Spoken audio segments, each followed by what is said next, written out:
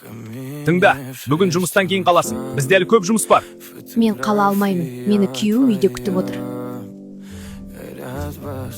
Дәмді екен. Жүрегім айнып тұр. Құсқым келіп тұр. Жаным, менің аяғым ауыр. Ура, мен әке боламын. Рахмет саған, жаным. Жаным, қорықпа. Бәрі жақсы болады. Жақсы, сен қасымда болсаң болды. Құттықтаймын, сіз ұлды болдыңыз. Шынымен бе? Рахмет. Иә, дені сау. Ура, той жасаймыз. Әрине, құттықтаймын.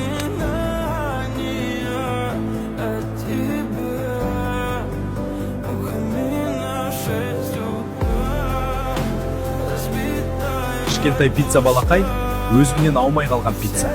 Әрине, нағашыларына тартпаған ғой.